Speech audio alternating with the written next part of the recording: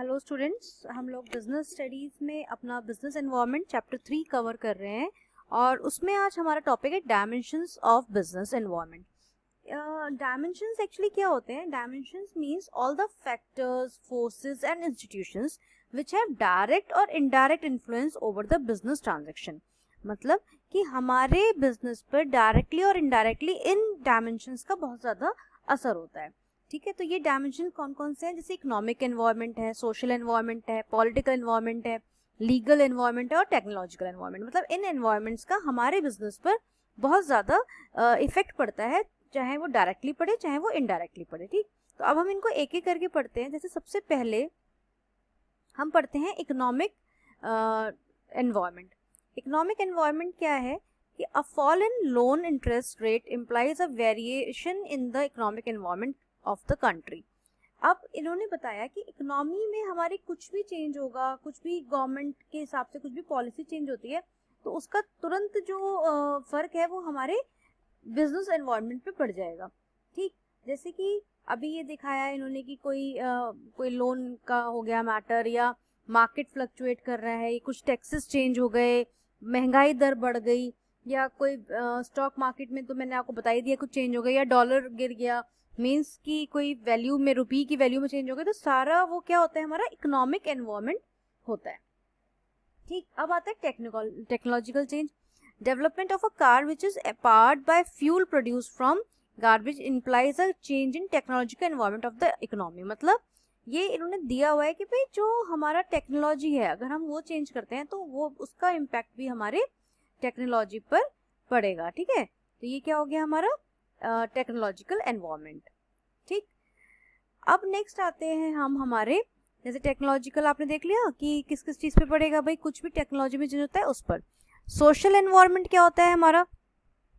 Social environment is totally off conditions which concern in the affecting of the activity measure of a human being। मतलब हमारी society में कुछ फर्क होता है, या जो सोसाइटी में रहने वाले लोग हैं उनका फैशन चेंज हो गया, उनका टेस्ट चेंज हो गया, या कुछ फेस्टिवल्स आने वाला है, या उनका स्टैंडर्ड ऑफ लिविंग, मतलब उस चीज़ में उनका टोटल असर पड़ता है, तो वो हमारा सोशल एनवायरनमेंट कहलाता है। ठीक है, like custom and traditions, values मैंने आपको बताया, ये सब हमारा सोशल एनवायरनमेंट कहलाता है। अब आता है हमारा लीगल एनवायरनमेंट। लीगल एनवायरनमेंट में क्या है? Many acts are passed from time to time in order to control the regulate business activities.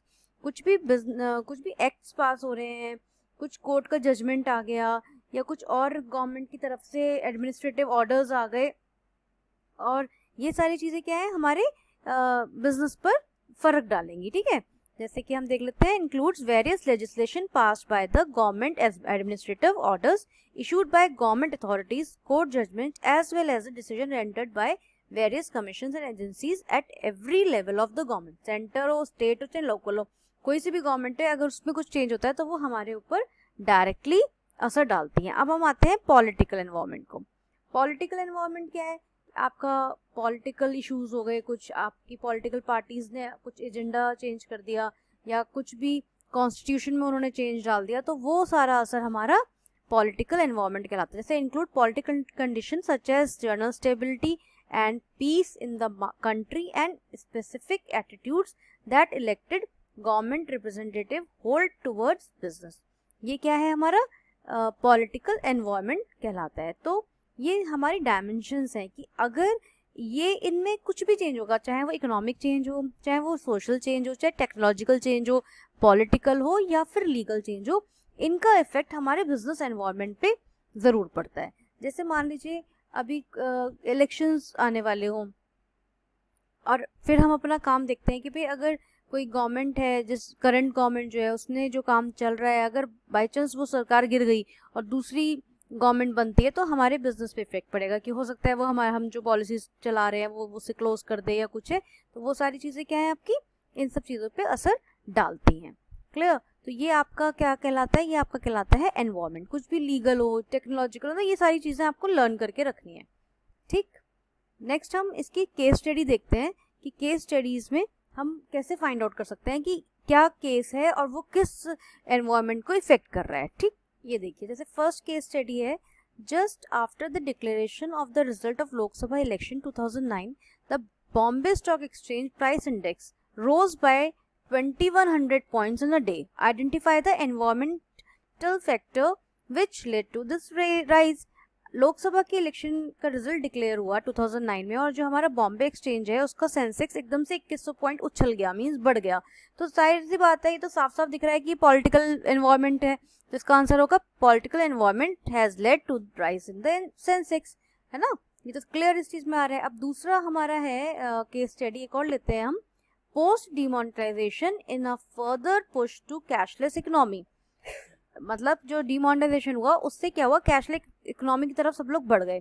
The central cabinet has recently approved the ordinance for paying wages via electronic means. उन्होंने central cabinet ने एक ordinance पास कर दिया कि आप जो wages हैं वो आप इलेक्ट्रॉनिक मीन्स से ही देंगे, मतलब कैश नहीं देंगे, इलेक्ट्रॉनिक चाहे पीटीएम करें चाहे कुछ भी करें वो. Accordingly the government approve to amend section 6 of the payment of wages act 1936.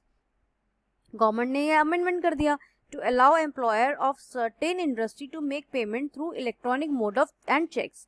कि उन्होंने कह दिया कि भाई जो एम्प्लॉयर्स हैं वो अपने वेजेस जो हैं देंगे लोगों को इलेक्ट्रॉनिक मोड से ही देंगे या फिर चेक से देंगे. The new ordinance will be applicable to the public sector. Identify the various dimension of business environment which lead to the above mention case study. अब आप बताइए कि इसमें क्या हुआ कि भाई गवर्नमेंट जो डिमोनेटाइजेशन करा, जो नोटबंदी करी, वो एक पर्टिकुलर एक गवर्नमेंट ने करी, एक सरकार ने करी, तो वो भी क्या है, पॉलिटिकल इशू एनवायरनमेंट है हमारा. ठीक है, फिर उन्होंने क्या करा, ये अमेंडमेंट पास कर दिया. अमेंडमेंट पास क्या कर दिया, यानी कि लीगली उसको ले लिया इन्होंने. ये नहीं कि वर्बली कह दिया कि भाई सब वेजेस उनको चेक में देंगे या पेटीएम करेंगे, नहीं, उन्होंने लीगल उसको लिया ताकि बाद में भी कोई सरकार आए तो वो ये चलता रहे. तो इसे कहेंगे लीगल एनवायरनमेंट ने भी इफेक्ट डाला. तीसरा क्या था, टेक्नोलॉजिकल चेंज. क्यों, क्योंकि वो चाह रहे थे कि भाई कैश ना जाए, हम लोग कैशलेस इकोनॉमी पर आए. तो वो क्या है आपका टेक्नोलॉजिकल एनवायरनमेंट. ठीक, तो ये 3 एनवायरनमेंट इसके अंदर इफेक्ट कर रहे हैं. नेक्स्ट केस स्टडी है हमारी. With change in the consumption habits of people, Nilesh who was running a sweet shop shifted to the chocolate business. अब लोगों का चेंज होता जा रहा है टेस्ट, तो उस नीलेश ने क्या किया, स्वीट शॉप की जगह चॉकलेट्स का बिजनेस कर लिया. आपने देखा होगा दिवाली में पहले मिठाइयाँ चलती थी, लोग बाग एक दूसरे को मिठाइयाँ देते थे, लेकिन अब चॉकलेट्स और ये सारी चीजें दे रहे हैं ना.